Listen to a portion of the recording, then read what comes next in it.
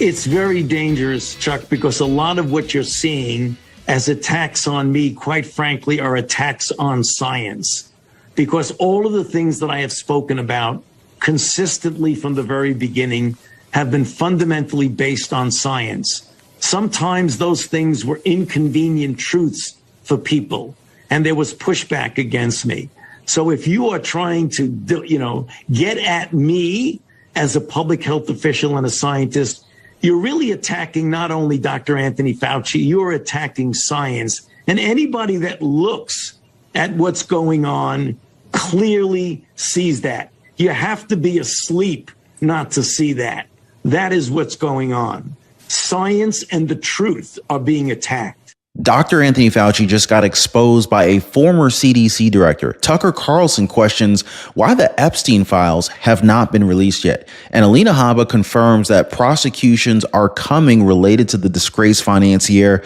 And the Department of Education is in shambles as their workforce gets cut in half. Now, we got a lot to go through today, guys. So let's go ahead and jump right into Anthony Fauci's dilemma. So Mr. Science himself has shunned away from the limelight since leaving his post as the National Institute of Allergy and Infectious Diseases Director. Now, he also claimed that misinformation and disinformation would hurt many Americans. You guys might remember that Fauci continues to claim that COVID-19 was formed naturally out in the wild instead of something that came about after gain-of-function research, something that we know he funded in places like Ukraine and Wuhan, China. Now, I want you guys to watch this clip from 2021 where former CDC Director Robert Redfield, he talked about the lab leak theory. Watch this. I think what you've seen over the last 18 months is no new evidence to suggest that this evolved from nature.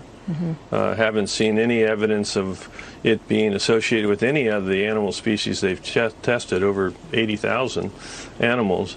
But we have seen growing evidence to support that this in fact was a consequence of a laboratory leak. So I continue to believe of the two hypotheses that the laboratory leak is the most likely origin of this virus. It's in a way tragic because you would then say that this pandemic was caused in a way by science, not necessarily by nature. And I think I'm very disheartened when I've seen how the scientific community failed to approach both hypotheses with an open mind.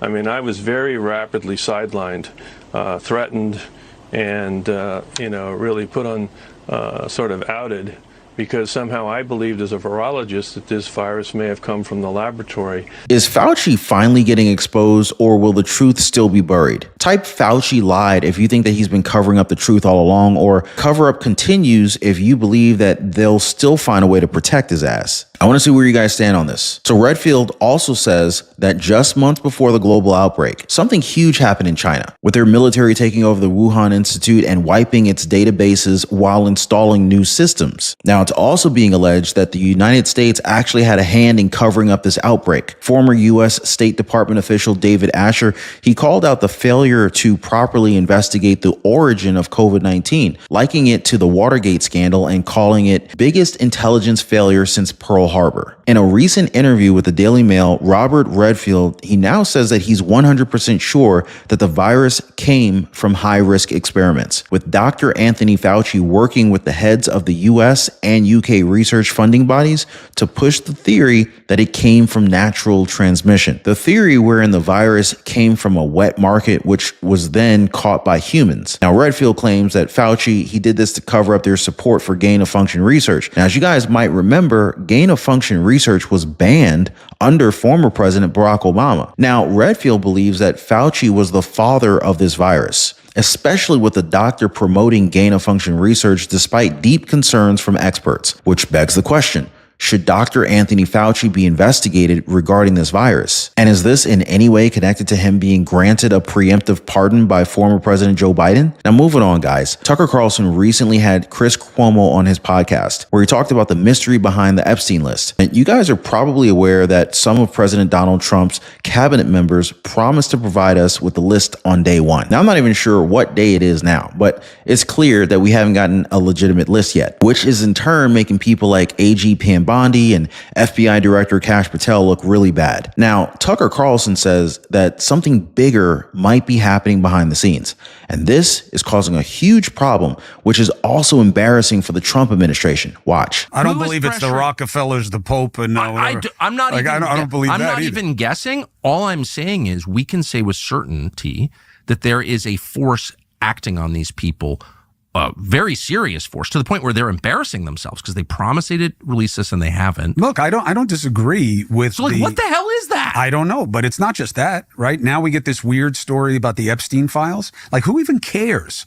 You know what I mean? Like, I want it released. I believe in transparency. I think it's the route to trust. And it's not just because I'm in the media. It's just common sense.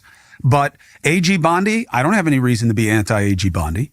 And she says she's going to release the files. And I don't even care that they released them to their pod people. I mean, I thought that was stupid, but I mean, that's fine. They want to do it, they do it. They're playing to preference. Okay. Now, then there's a story about, well, the New York FBI, they hid all the files. And then we're going to have to get them. We're going to fire this guy who's supposedly, by most accounts, is a pretty solid guy that they had quit. Well, where are the files? Where are they?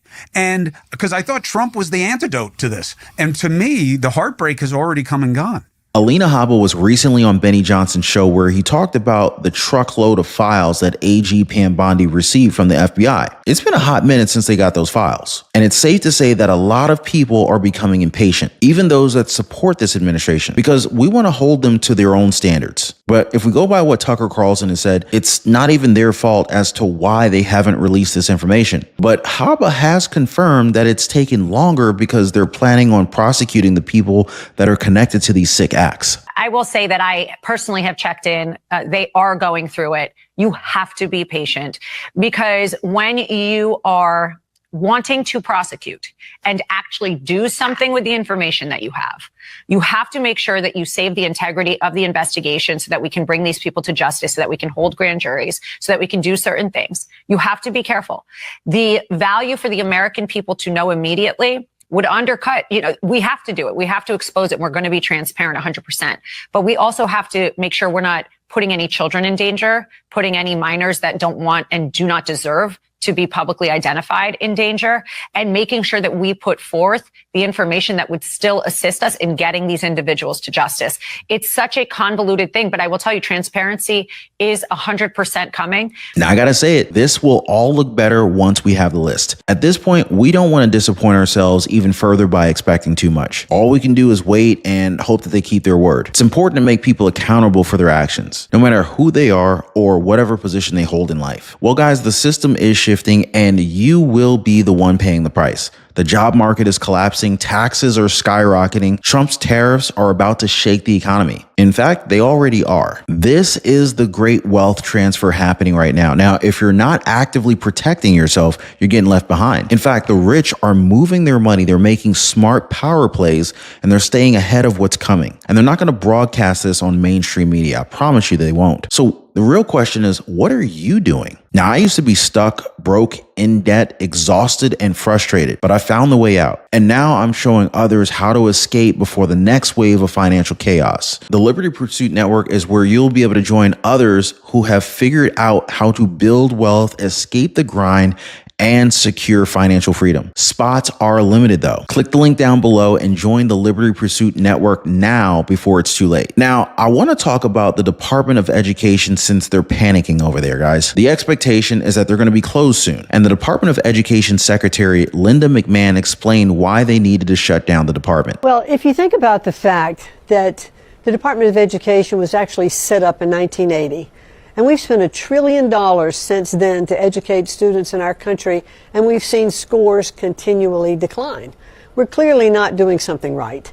And so what President Trump wants to do is to take the bureaucracy out of education.